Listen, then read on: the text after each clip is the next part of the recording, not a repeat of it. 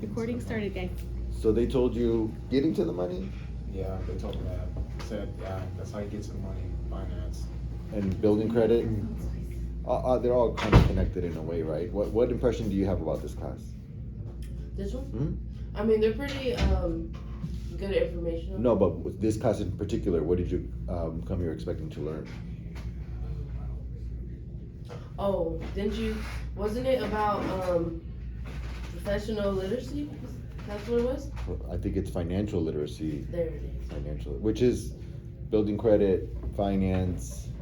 How about any other Saving. impressions? I'm sorry? Saving. Saving. Yeah. Is it like saving money? Mhm. How about you? What's your name? Isaac. I'm sorry? Isaac. Eisler? Isaac. Isaac. Yeah. What impression do you have about this class? I kind of came blind, if I'm gonna be honest. Okay, well, that's got to do with money. I think we've kind of established that based on some of our friends here. This gentleman in the back in the green shirt, what's your name? I'm just here.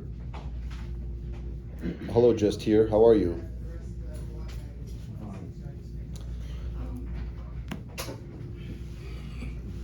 Ma'am, what's your name? I am Priscilla. Hi, Priscilla. Priscilla, is this your first time coming to one of these classes? Did we do one of these in the beginning? I'm not sure. It's my first time. Yeah, then probably, yeah. Okay. So, we're doing these classes with my Rotary Club. It's the Rotary Club of Bakersfield Twilight. And for probably at least 10 years, maybe more, my Rotary Club has kind of been working off and on with Covenant and other community organizations similar to Covenant. And Rotary is kind of made up of different professionals in different industries that we all kind of have our careers in, certain fields. And for example, we have like lawyers and, just all kinds of different professions, architects. Like me personally, I'm a credit consultant. And so we kind of, with our pool of resources and skills, we do a lot of things. Sorry. That means you help people with credit, or you're like... Yes, exactly. And so for 20 years, I've helped people figure out their credit scores. And through that, I've learned quite a bit, actually. And so anything that has to do with finance and credit, I've probably seen it, and dealt with it in some way. And you can just kind of imagine over the span of 20 years, just kind of how things have changed. So I'll give you guys an example. Most of you are pretty young, but so you probably don't remember a world without cell phones, right? Like, Yeah. but that there was a time where there wasn't cell phones, right? And what did we used to do when we didn't have cell phones? Play outside. Play with rocks. Well, no, to communicate, to call. Oh, What are they called? Computers, pagers. Pigeons. What's that? pigeons. Pigeons. I'm sure if you go far back enough, there was pigeons. The payphones, though. The payphones. That's what I was And looking for. I used one yesterday just because I wanted to You try used a it out. payphone? You had a quarter and everything? Yeah. I wanted to try it out. I don't even see them anywhere. Like even if I wanted to, where are they at? Where was this payphone? It was at? at the bus. At the bus Okay, station. So I guess there would I was be- like, I want to use it real quick. I wonder what phone number shows up. Like if it's the same payphone. I should have asked called that. yourself. I should have. But the point is, it's like, at this point, we know that there was a moment in time where you couldn't just call somebody, like you used to call their house, and then there was one phone for everyone in the house, right? And over time, things change, and where you guys are at right now, starting your, I guess, like financial life, it's an interesting point, because if we just go back to like finance, and credit reports, finance being like your bank statements, and you used to have to go to the bank to do banking, or you used to have to write a letter to the credit bureaus and wait for the mail to get your credit report. And now because of the phone, you don't have to do either. Like you don't have to go to the bank to check your bank balance. You don't gotta call the bank to check your bank balance. You don't even gotta go to the bank to make a deposit. Like you just take a picture of the check and That's true. and so it's the same thing with credit reports as well. Like you could just pull up your credit report on your phone. Like how many of you have or have heard of Credit Karma?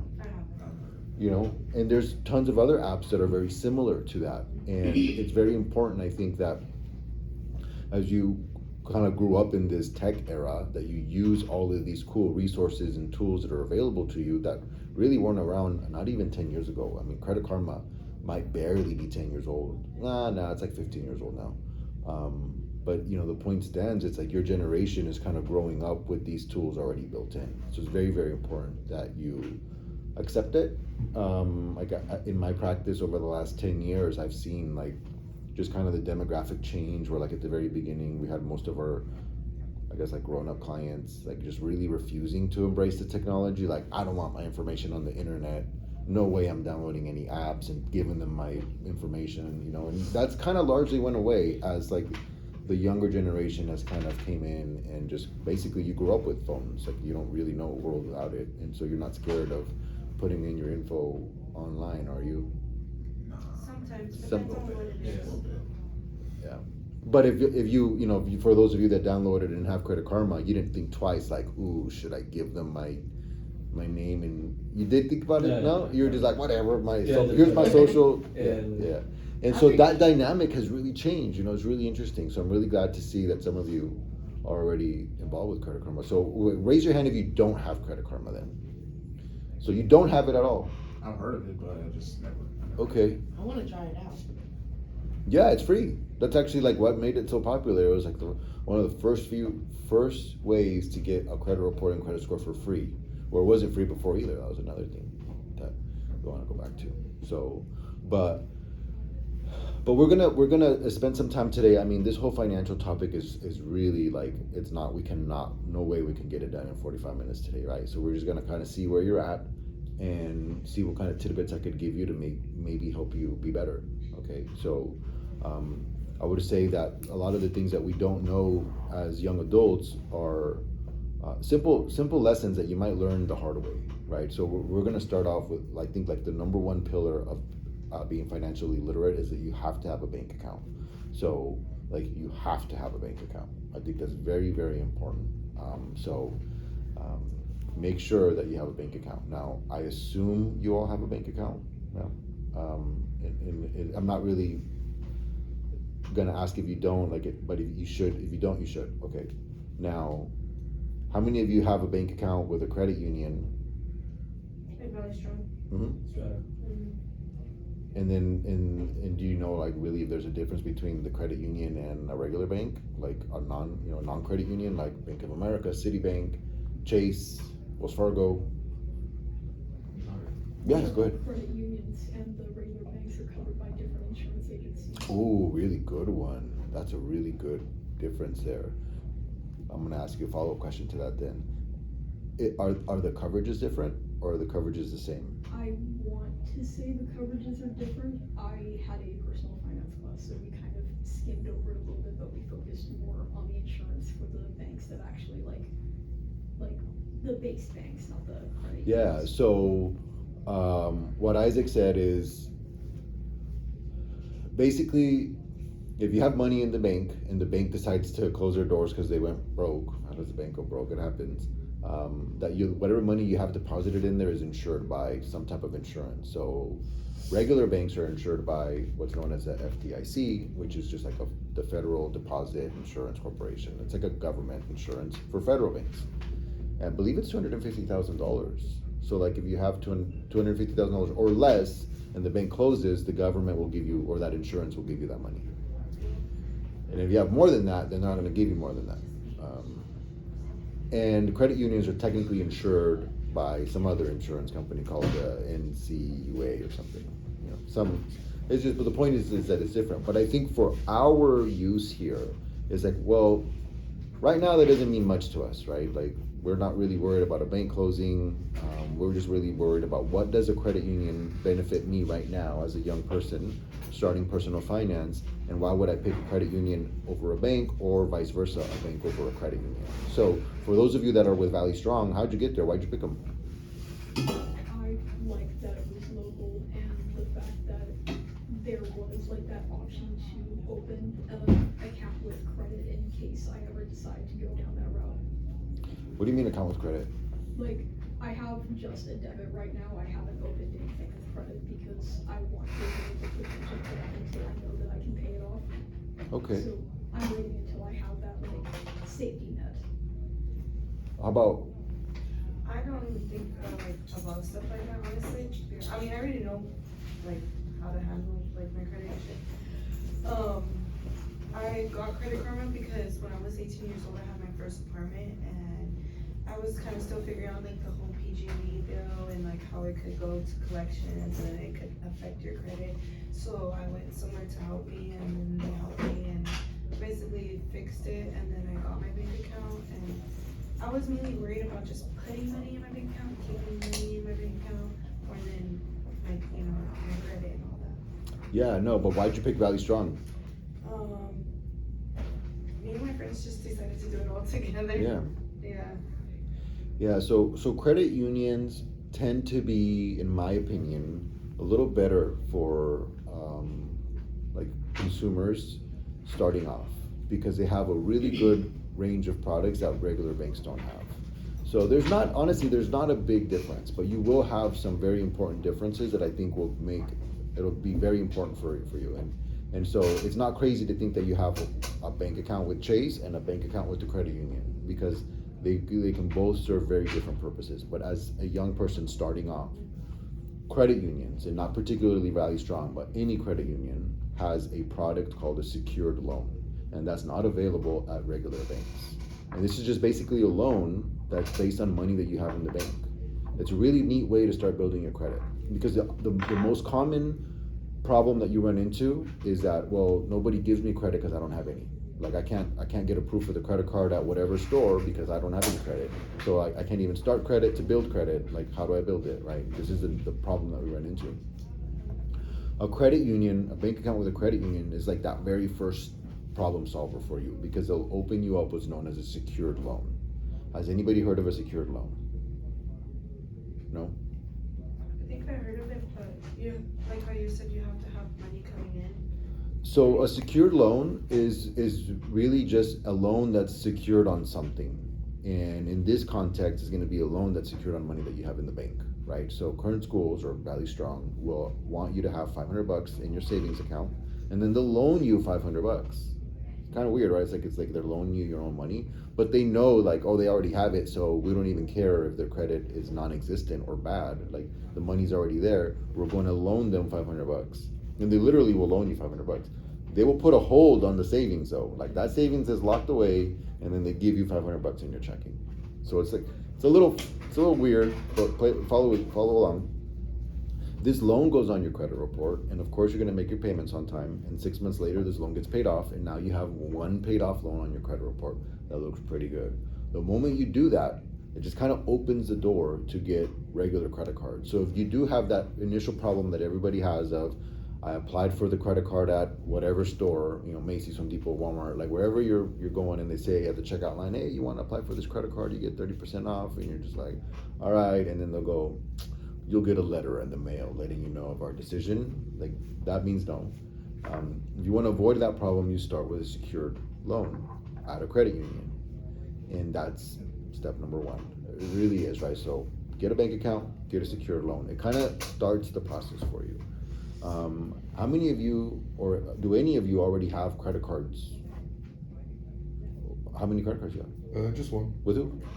Capital One, I think. And you're just able to get it? Yeah. Yeah. Yeah. Capital One is a really good second option for sure. And sometimes they probably started you off with a secured credit card, right? Is that likely what happened? No? I'm not sure. Where they ask you to put money up front first? No, they just gave you a regular credit card? But the interest was pretty high though, so that was one drawback, I think. The interest on most credit cards is going to be It high. was like 30%. Yeah. But it'll probably go down eventually, right? Yeah, no, No? it won't. Oh, it Actually, no, won't? it won't.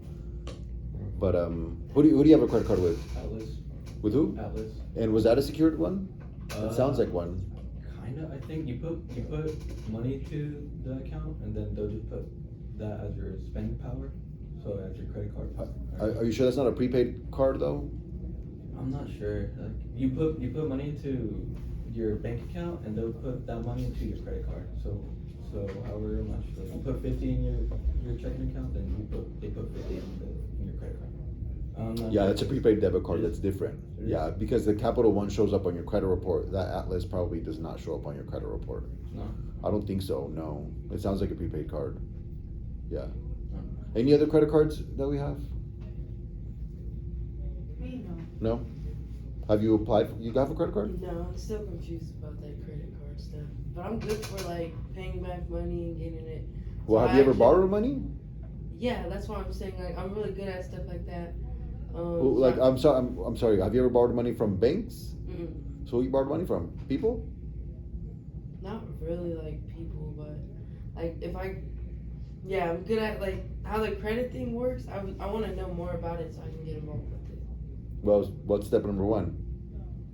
Getting the secured loan. Good job. Yeah, because that's gonna basically start your credit. It's gonna allow you to get that Capital One card. You kind of skipped the hard part and went straight to the credit card. It could happen too. I mean, Capital One is actually like my number 2 option always. Number 1 option, secured loan. Number 2 option, Capital One. And it's not crazy to have both, honestly. And you don't need that many credit cards to have good credit. Like literally 1 secured loan, 1 Capital One. That's all you need to have really good credit. Obviously, you got to pay them on time. Obviously, and we'll get to those details in a moment. But technically, I mean, I feel like the first hurdle is actually like, where am I gonna go get some credit? And it's especially hard if you already have something bad show up on your credit report, like you said a utility bill showed up on your credit report. So you kind of found out the hard way that if you don't pay a utility bill, it can hurt your credit No, score. I just, when I left the apartment, I forgot to take it out of my name. That's a So really it- good lesson. It was kept running, Yeah. and I was like, what the hell, like, what's going on? And then I called and I asked them, and they said, yeah, like, and my Wi-Fi too. So it was Mhm. both together. It 2 came- collections. Yeah, it came together as the same as one, and then I had to call the companies, and then I had to go around other companies to figure out what company. Yeah, was because they it. send them to different agencies and it Yeah. becomes problematic. So whenever it goes to collections, I mean, it already went to collections, so I had to figure out and do the most and like call all the companies and see where it came from exactly. So it came from PG&E and Spectrum from Wi-Fi. And I think it was like 200 from the Wi-Fi and 400 from the PG&E. You just paid them Yeah. and it fixed it. Mhm. Yeah, no, but I mean, establishing credit is like the first problem or the first challenge. And it's not something that happens quickly either. So for example, let's just say you go get your secured loan today. Like you're just, all right, cool, I learned about secured loans, let's go get one today. And then it doesn't mean like next week or even next month, like you all of a sudden have good credit. Like you have to establish paying it over time. Like that's really what credit is. So let's go back and start there a bit. So just imagine like what credit is, what it's really doing at the end of the day, no matter what, is determining the likelihood that if the bank lets you borrow money, that you're gonna pay it back. That's all the credit score is, right? We've heard of a credit score. Can you tell me what a good or bad credit score is?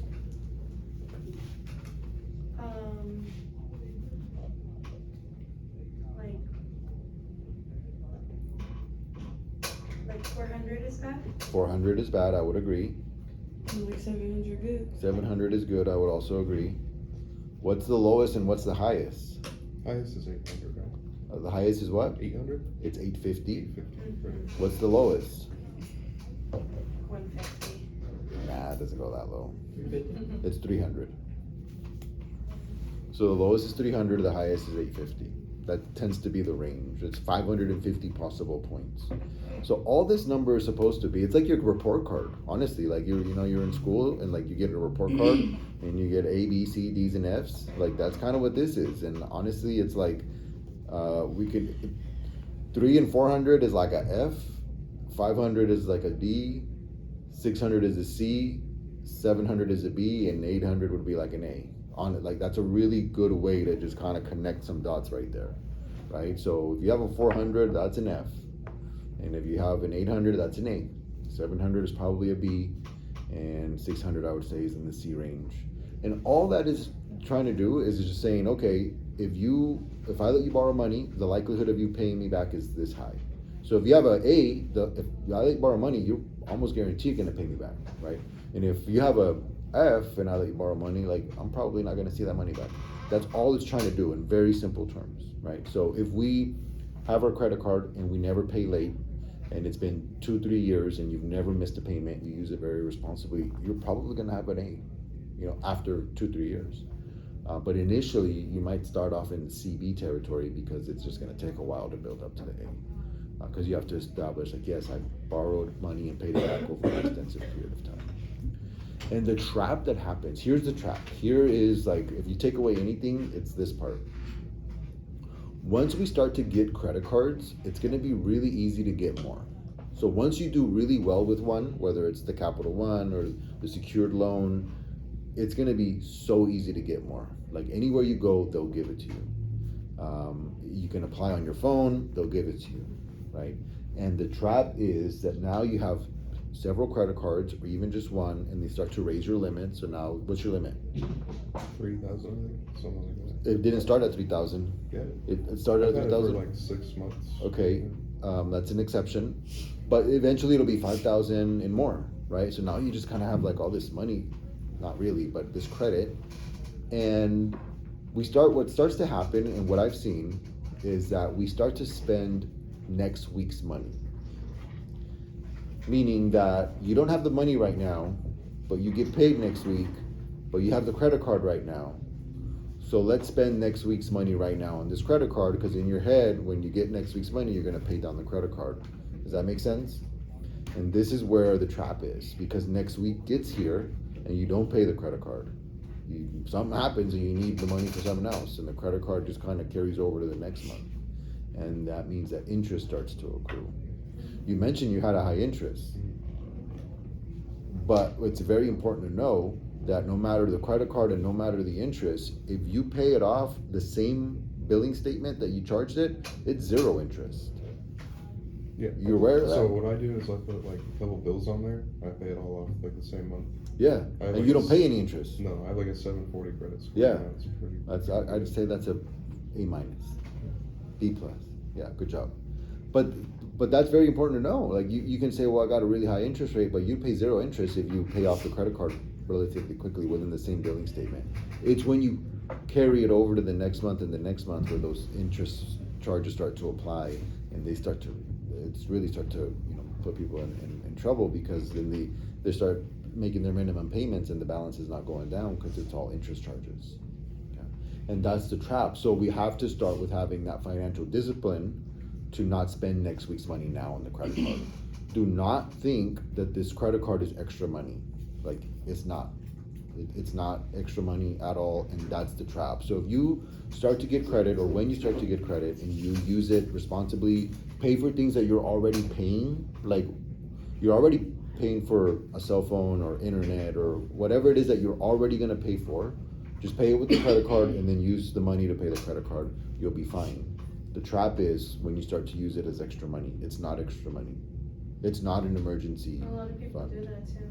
Yeah, and that's how you get in real big debt, especially once they start to give you more and more credit cards. Like, oh, this one's maxed out, let me just go get another one, and now you do it again, right? That's the trap. So it is kind of good to remain a little scared of them, like, you're just like, oh, I don't know about that, but yeah, it is, like, be scared, because they can be scary, but they're also going to be a very useful tool if you develop the discipline and think like that. This is not extra money. I'm not going to spend next week's money. If I don't have it, I'm not going to charge it on the card, right? Like, that's really the mindset to have. And then credit will eventually open up a lot of doors. Like, I guess you could buy a car, and I guess you could buy a house without credit, but it's kind of a tough task, right? If eventually you want to buy a house, I guess you can either save up for it might be a while, or you can just get a mortgage loan. And the mortgage loan is going to be completely dependent on your credit score. And so I have the majority of things that we do at my office is we help people that have bad credit that want to buy a house and they can't because for some reason life happens, their credit went bad, and now they want to buy a house and they can't. So we have to help them fix that so that they could buy a house, right? And so credit starts to open up a lot of those doors. Something that I'm sure you do know this, is that credit, they will check it when you rent a place. But have they ever checked your credit for a job? Depending on the job. Depending on the job, but the credit is very relevant for jobs too.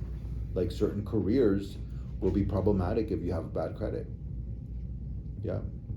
Anybody want to take a guess at which careers would care that you have bad credit or not? Accounting, maybe. Like accounting? Yeah, maybe Maybe. That's what I was thinking, like something in the bank. Any other ideas? I'm a certified caregiver, so one of the jobs wanted to see, but just to see like, you know, how I'm doing and everything, but it wasn't really a big problem. Okay. I heard when they check your credit that whenever they run your credit or something, they go check it, it goes lower. We'll get to that. Good question. But why would which career paths would want to know or care about if you have good credit or bad credit? I didn't even think of that. Like, I didn't even think. I didn't Imagine you want to become That's weird. you want to become a cop, and you have really bad credit. Like, they need to know that you're not going to be tempted to do something you shouldn't be doing as a law enforcement agency, because you know you're hard up for money and your credit is all bad, so you're going to maybe more inclined to do something you shouldn't be doing in the position that you're lawyers in. too? I'm sorry? So does that mean lawyers too?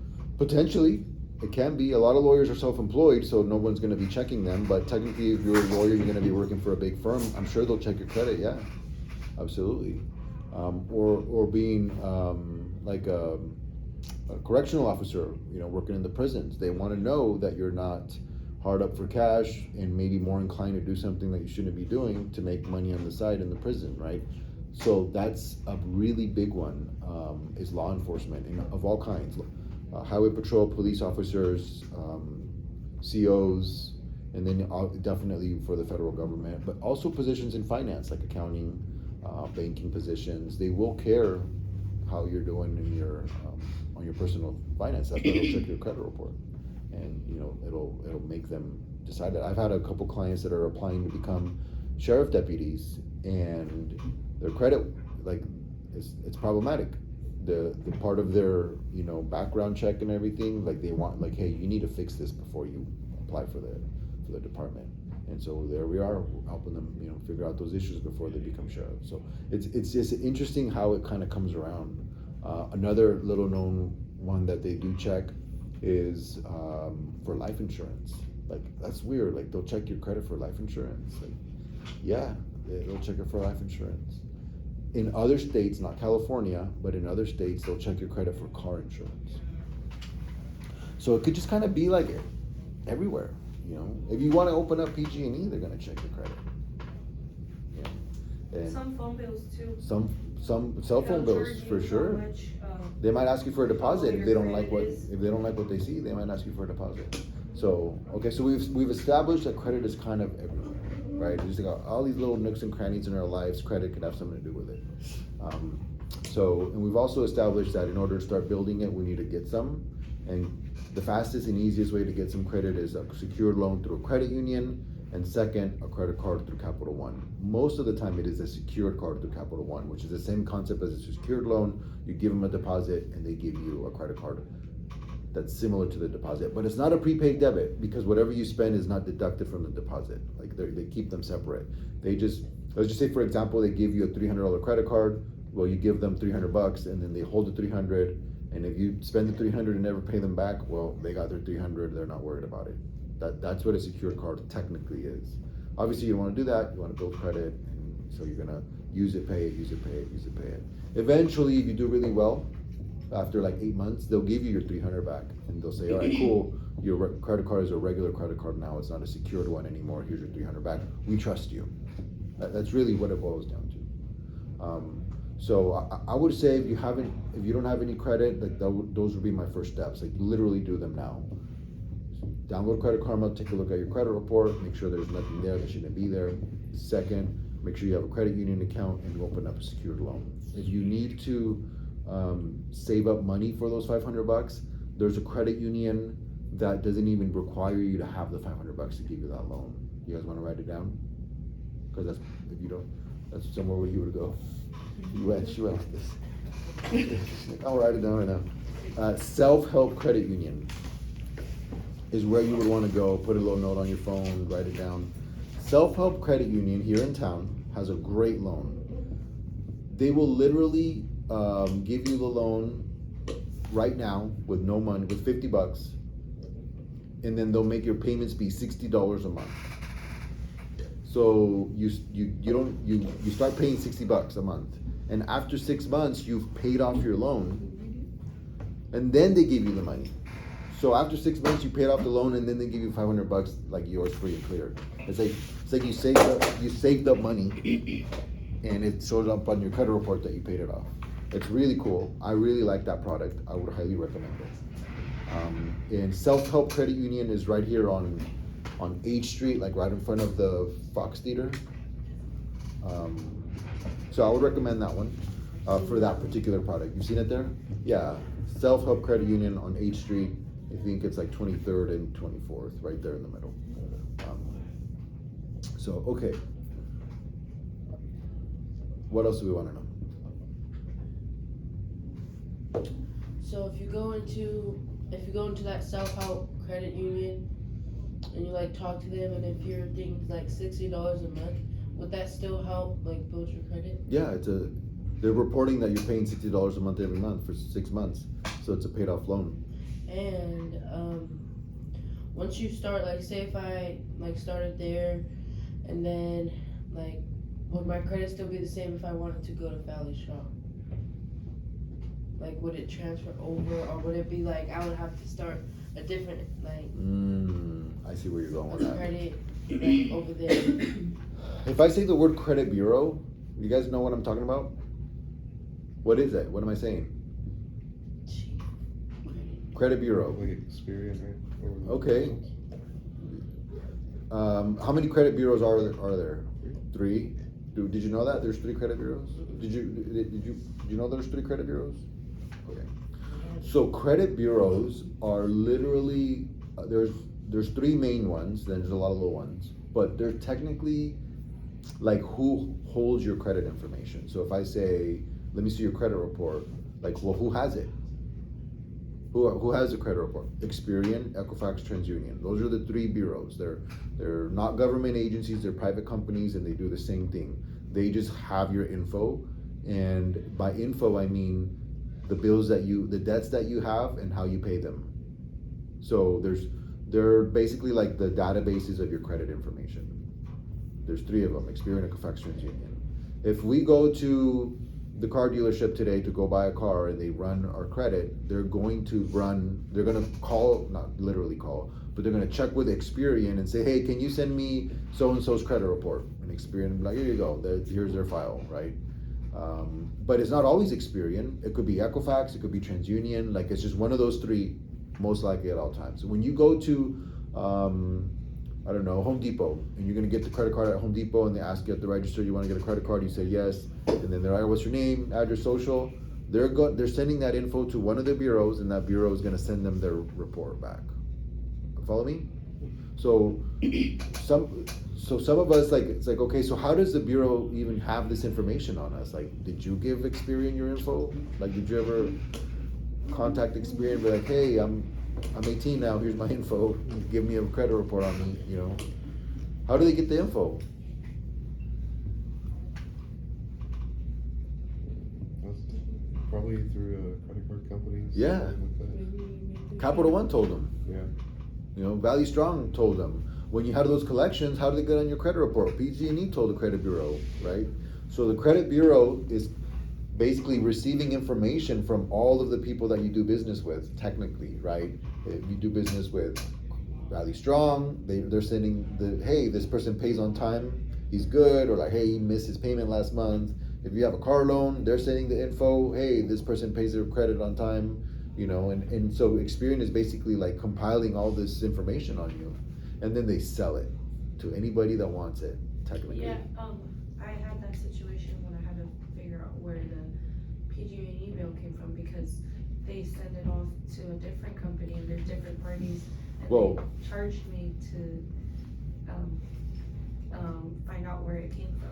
Well, what I'm talking about is that Experian sells your info to whoever wants to know if you pay your bills on time or not, right? So say, for example, if you ask me, if I'm a bank and you ask me for a $1,000 loan, well, I'm technically paying Experian to check your credit. Like, that costs money. Like, Experian's not just gonna give me your credit report for free. I'm gonna pay them And then they're gonna give me the report, and I'm gonna see the report and go, all right, cool, this meets our guidelines, we can lend the money, or like, oh no, this doesn't meet our guidelines, we're not gonna accept this loan, right? That's really the system, how it's working. And there's a lot of problems that can happen in that, but that's technically the dynamic that I want you to understand. Like, this is how credit is. Like, there's the 3 bureaus, and the people you do business with send them information. Do you have a bank account? No, I don't. When you do, they will start sending information to the credit bureau about any credit products that you have. They're not gonna send them info as to like how much money you have in your bank or how often deposits go into the bank. They don't share none of that info. The only information that goes to the credit report is what debts do you have on credit, and do you pay them on time? There's nothing on the credit report that says you have a job or not. There's nothing on the report that says if you own any assets or not, or how much money you have. Like, none of that goes on the report. It just loans, and do you pay them back on time or not? That's all that a credit report is. So you could have someone that could be like, I don't know, a doctor making a whole bunch of money, and they never pay their bills on time. They could have terrible credit. And someone that has a part-time job but always pays their little bills on time, and they have great credit. Like, that dynamic happens all the time.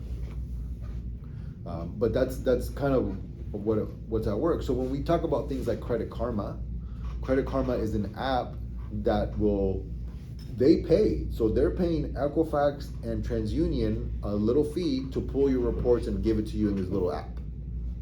So Credit Karma combines 2 bureaus, Equifax and TransUnion, and they give it to you for free on your app, right? Why does Credit Karma do it for free? Well, there's the catch, but we'll get to that later. But technically, that's what's happening. So Credit Karma is not a credit bureau, but Credit Karma pulls from the 2 bureaus and gives it to you. But they're missing one bureau. Which one? Experian. Experian has their own app. So I would also recommend that you have the Experian app. It's really, really, really good. It's free, and you want to make sure that you have it. Because remember, we used to have to mail in a credit report request and have to wait for it in the mail. Now we just download our Experian app and check our report right now. Download the Credit Karma app and check our report right now. So we really want to take advantage of those tools. So does it make sense now how the credit bureau system works? Like, you kind of get it a little bit? No? Yeah. I mean, it's like the database. They have all your info, and you may not have a file if have you ever applied for credit? No. How about, have you applied for a cell phone? Like a AT&T, Verizon, T-Mobile cell phone? That tends to be like the way that they establish a file on you. Let's just say you go to AT&T and apply for a cell phone. Payment plans and all that, huh? Well, not necessarily, but AT&T, before they give you a cell phone, they're gonna check your credit. So they're gonna say, hey, Experian, we need the credit report on, what's your name? Hope. We need Hope's credit report, and here's her social, date of birth, and address, right? And Experian's like, hey, Hope doesn't exist in our system. She must be new, right? And we are always new, technically. Like, if we're 18, we've never had a report, we're new. But you could be 30 years old and be new if you've never applied for credit, right? So it's like, hey, Hope's new. Well, let's make her a report right now. So now, because the cell phone company gave them your name, address, social, they literally created a file with your info, but there's nothing there other than your name, address, social. Yeah.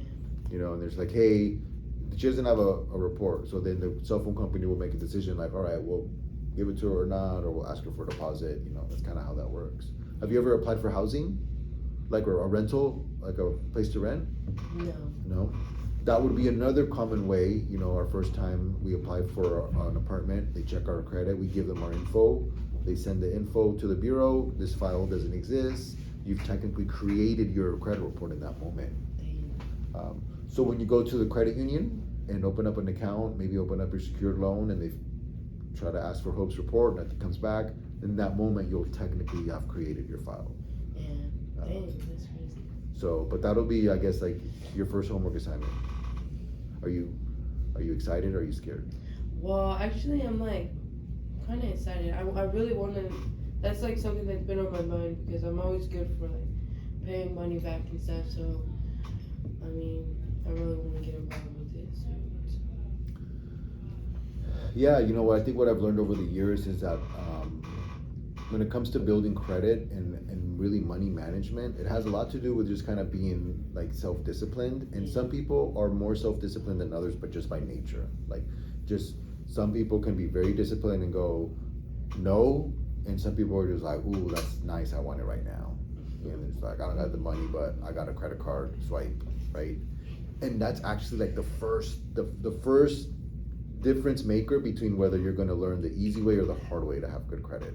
I swear to you, that's how it works. Like, that's it. That's what happens. So I see people that are, that messed up their credit, and that's what they say. Like, I was young and dumb, like that's. And then I see other people that never have credit problems because they were just very disciplined, very frugal with like, ooh, no, I don't have the money, I'm not gonna spend it. And there's just no other, I really can't tell like why some people are like that and why some people are not. Like, we have different personalities. We all are slightly different, right? And sometimes some people just have a little bit more financial discipline or like discipline on, and it applies to everything, right? Like, we could even apply it to like eating. Like, some people have discipline and self-control over others on the food that they eat. Like, I'm not gonna eat this, or I'm not gonna eat this much, or I'm gonna cut back on this. Some people have a really easy time doing that. Some people have a more difficult time doing that. And that same concept applies over to money. But I think if we're exposed to it in that way a little earlier, we can be a little bit more conscious about not spending next week's money. That's the message. Everything else will kind of fall in line if you become disciplined in that way. Credit and credit bureaus, like, I have this saying, it's spend less than you earn, save some money, and never co-sign. And if you spend less than you earn, you save some of your money, and you never co-sign for anybody, you will never have a credit report problem. Really, like, that's it. And I got that from a PE teacher in high school.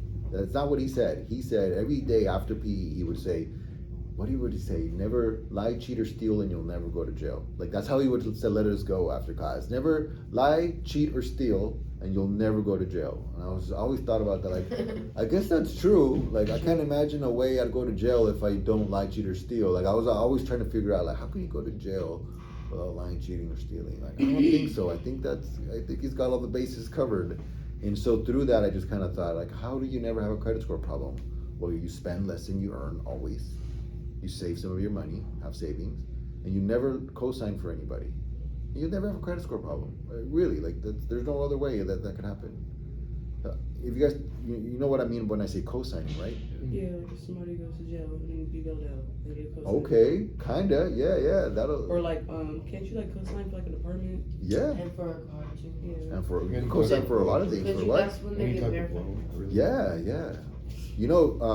You can, like, the bail bonds, like, if you co-sign for someone, you bail them out, and they don't show up, or they don't pay the It falls fee. back on you because you're the cosigner. Yeah, you're literally like, a cosigner literally says, if this person doesn't pay you back, I got it. That's what that is. So when you cosign for a car, all the time I hear like, well, I'm just a cosigner. Like, you literally told the bank, like, if they don't pay the car back, you will. Like, that's what a cosigner is, like. Yeah. So yeah, never cosign. And you'll never have a credit score problem. So I'm glad that we kind of know what that word means, because it's pretty serious, and it's how you can get in big trouble, especially if you, like, on a car. Like, that's the terrible idea, because if it gets repoed, I mean, a lot of bad things can happen, and it'll hurt you for a long time. So in the credit reporting world, there's rules, and I think for the most part, I'd like to just touch on a few. Technically, I think the most important one is that bad credit can only be on your credit report for 7 years, and that sounds like an eternity right now for you guys, but it's not really that long. I think that's very important to know. It's a 7-year rule, so technically it'll only be on your credit for 7 years. If you miss a payment or not pay something back, it'll be there for 7 years. So that's important to know. You touched on inquiries, that which you said if someone checks your credit, what happens? I heard that it will go low. Yeah. Have we heard that before? Yeah. My cousin, she went to LA to get like 2 cars, and she co-signed for somebody, and her credit was good. Like, Well, but she they put said it down. was It good? is good. Okay, still, still good. because they put a big down payment of like 5 G's on it. So Yeah, I guess they checked your credit like 3 times and it went down like maybe 30% or something. Huh. It's just, and they give you a warning like in the car places. They say, well, you have to be sure that you want to put an offer on this because when we check your credit, it will go down. I guess technically there's some truth to that. I wonder why, We know them as inquiries. So the check your credit is synonym to inquiries. Like basically someone is inquiring on your report. Someone's saying, hey, let me see Hope's report. Like I'm inquiring on you, right? Like I mean, that's an inquiry. And it's a credit application when you're asking to borrow money. But if you check your own credit on Credit Karma, or if you check your own credit on Experian, that's not an inquiry. That's just you looking. That's not gonna bring your score down. The only time it actually hurts your credit is when you're somewhere asking to borrow money. At a car dealership, for example, obviously you're asking to borrow money. At a credit card application, obviously you're asking to borrow money. That's a true inquiry, and that technically will lower your score. This is something that's kind of cool, that's recent. We've heard of the word the algorithm now, but we've never really heard of that word before, unless you were like in an advanced math class, like I'm talking about 20 years ago. But now we hear algorithm a lot, right? Like how do we hear algorithm? Social media. Social media. And in what context is it used? Kind of like whatever content will show up. Yeah, like it knows what to show you, Yeah. right? It knows what to show you to keep you glued on the phone. That's tech. We call that the algorithm, meaning that, oh, well, my algorithm right now is showing me a bunch of New York stuff because I recently went to New York. So my algorithm is just showing me New York places, right? Or like whatever it is in your algorithm, like it's what social media knows to show you because that's what it knows is gonna keep you watching, right? But what an algorithm technically is just like a formula, like a math formula. It knows things, and that's what a credit score is. It's an algorithm of your spending, of your payment habits, and it's a math formula. The social media algorithm is a math formula, and so is the credit score algorithm. And we know it to be broken up in certain categories. So we know it to be 30, 35, 30, 15, 10, and 10. And we'll talk about percent, okay? So this is, can we see a little bit? Like, so this is the credit score algorithm for most models. 35% is gonna be your payment history. So how many late payments do you have, or how many on-time payments that you have? That's the most important thing. Remember, we have 550 possible points, right? 550 possible points. So 35% of those points is based on do you pay your bills on time. That's 35%. We call that payment history. 30% is credit card, your balances on your credit cards. Like, are your credit cards maxed out or not? So them two alone is 65%. So 65% of your credit score, basically almost the whole thing, or the majority of it, is do you pay your bills on time, and are your credit cards maxed out or not? So if you want to ruin your credit, you pay late and you max out your credit cards, right? If you want to have great credit, you never pay late and you never max out your credit cards. Very simple concept. You never spend next week's money, you always pay on time. Okay. Inquiries are way over here at the bottom. It's 10% of your score. So if inquiries are 10% of your overall points, how many points can inquiries possibly cost you? I know it's math. Come on, we can do it. Like 5.5. If you have 550 possible points and inquiries can cost you 10% of those, what's 10% of 550? 55. So technically, inquiries, the most it could hurt you is 55 points. It's not that much. It does seem like a lot, but it's not really that much. So what's happening here? The algorithm, or the credit scoring model, is trying to figure out, like, statistically, if you have 10 credit card applications recently, it's gonna hurt you because someone that has 10 credit card applications is a riskier loan than someone that's only had 2. That's why inquiries technically bring your score down, because statistically the model knows that, or it's been developed to know that someone that has a bunch of credit applications that's applying for credit everywhere, a car here today, a car there tomorrow, Macy's the next day, JCPenney's the following day. Someone that's applying for credit like that is typically a higher risk than someone that's not. Does that make sense? I mean, it's actually pretty simple, right? And that's why whenever you apply for credit, it hurts your score. Because they're saying, oh, well, there's a person. But it's not that serious. Like, I guess what I'm trying to say is, unless you're going crazy applying everywhere, 10 times a month, it's not a big deal. It's only 10% of your overall score. So really, if you want to be worried about something bringing your score down, it's late payments and being maxed out. Like, if you max out your credit card right now, you won't have a 740 next month. Because now, and then you pay it back off, then the next month you will have a 740 back, right? Like, it's as long as you don't pay later. So that's a bit about how it works. I hear this whole inquiry thing a lot. Like, people are very concerned about inquiries, and I always tell them, like, don't worry about it. Like, don't go crazy and just start applying everywhere just cause, but also don't worry about it. Like, it's not something that it's 10% of your score. By the way, remember, payment history 35%, balances on your credit cards 30%, 10% of your inquiries. These two little 15 and 10 is going to be basically 15% is the age of your credit history, how long you've had credit for is 15%. This is something that we really can't control a whole lot because we're however old we are is however old we are. Like, you can't have a 30-year credit history if you're 20, right? But technically 15% is how long you've had credit for. And this other 10% is, do you have like a variety of credit? We call it credit mix. So do you only have credit cards, or you have credit cards and personal loans, auto loans, right? Like, you have a variety of things. So does that make a little bit more sense now for you? Yeah, okay. What else can I share with you guys that I think be useful for you? I had a question. Go ahead. Does renting build your credit, or? Ooh, good question. Because, like, they do check your credit before you rent, so I always wonder that, and I've been renting my house for like 5 years. Yeah, generally no. Because whoever you're renting from will typically not be reporting to the bureaus. It's not a thing that property management companies or private landlords have a direct connection to Experian to say, my tenant pays the rent on time or not. So generally no.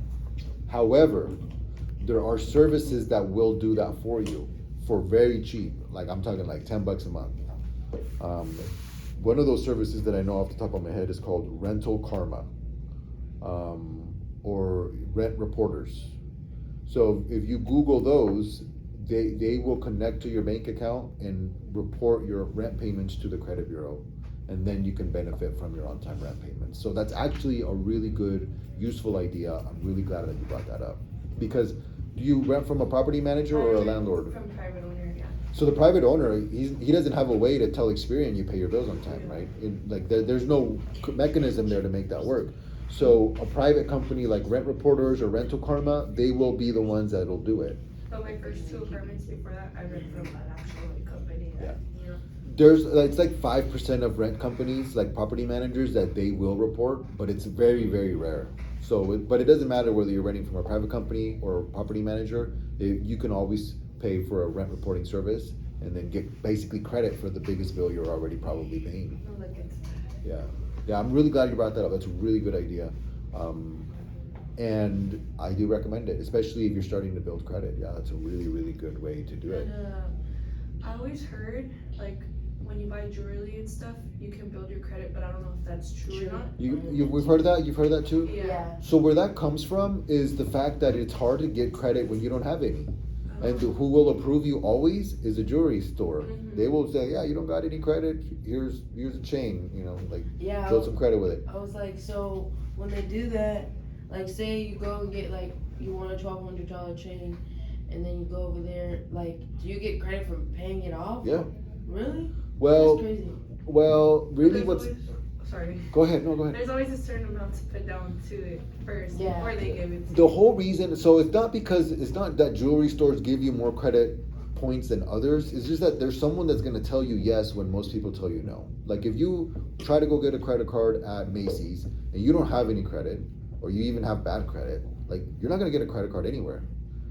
But the jewelry store will give you credit, like they don't care, because they'll ask you for a big down payment. The jewelry is super expensive, it's very, very marked up, like, you know, so the whole jewelry thing is a common, I guess, like thing that people do to start their credit, because it's where you can go apply for credit and it's almost guaranteed that they'll give you the credit line. You know, there's not somewhere where you go and they'll tell you, you know what, we can't let you borrow money right now. Like, so it's very common because of that. But I don't like to recommend it because we're gonna typically go spend money that we didn't intend to spend, right? Like we didn't actually wanna go buy a chain or a watch or whatever piece of jewelry we're gonna go get. We're just doing it to build credit. And I think that's a very expensive way to build credit, if that's the case. I guess if you did want the piece of jewelry, then that's a different story. But if it's just to build credit, then that's problematic. It's a very expensive way to do it. I've had people say, well, I'm gonna go buy a car because I want to build credit. And I'm like, that's kind of expensive way to build it. You know, I guess if you need a car, which, okay, that's understandable. But if you don't, and you just want to, well, you go buy a charger and build your credit. Like that's a $40,000 credit builder. Like, no. Secured credit cards, very useful way, very cheap way. It's your own money. It's not expensive. The interest rate is not very high. That's how we responsibly build credit. But that's where the jewelry thing comes from. It's not because they give you more points. It's just because they're likely to tell you yes when most people tell you no. Does that make sense? Yeah. Really good question. Any other question? You can't get, like say if you get a certain job, a job can't help you raise your credit? No. No? No. Employment has nothing to do with there's no, where do they work at in this category, right? Remember, payment history, balances, length of credit, type of credit, and inquiries. There's no where do they work at, or do they even have a job? None of that's here. Yeah, so, no, good. I like that question though. Yeah. I'll leave you guys with this. There's some weird things that report to credit that we may not know of. So, weird thing number one, student loans. So if you get student loans, they will be on your report. And they play by different rules than regular debt. So they don't play by the 7-year rule, they play by a different one. So be very aware of getting student loans, that they can report your credit. They can be good if you're paying them on time, but they'll also be very bad if you're not paying them on time. Weird thing number two that shows up on credit reports is child support. If you have a child support obligation and you're paying it on time, it can give you good credit. If you have a child support obligation and you're not paying it on time, then it will very much hurt your credit. Okay. And those also don't play by the same 7-year rule, because, you know, you typically have a child support obligation until the child is 18 or, you know, something else happens. So that can also be on your credit report without, you know, you not really knowing like what the heck child support's on here. I have one more. Go ahead. What about like if you invest into stuff? Like can that somehow possibly help your credit in some No. way? No? There's nowhere on here that just say, do they have any investments anywhere? Do they have any investments in the stock market, in crypto? I guess technically if you have a mortgage, then it'll be on your credit report that you have a house, but it's not really, it's just gonna be like, oh, they have a mortgage and they're paying it on time. It's not gonna be, oh, they have a house and it's worth this much, or it has this much equity. The asset of it, your assets have nothing to do with this. Okay. But yeah, no. Nowhere on the report does it say how much money you make. It just says, do you pay your bills on time or not? Yeah. Any other final questions? Credit will veer off in a lot of little tiny, like, I guess, like nuances, like especially when we come back and talk about certain types of credit. Payday loans will show up on your credit report. Stay away from them always. But yeah, you know, we'll convene again and kind of see what direction we take this into. If you guys come up with any more questions for the next class, be sure to write them down and save them, because, you know, I'm sure we can kind of build on them. And thank you guys so much. You guys were great. Thank you. We go ahead and give a round of applause. Thank you guys. That was understandable. That was my goal, to be honest. Understandable is a very good feedback. That makes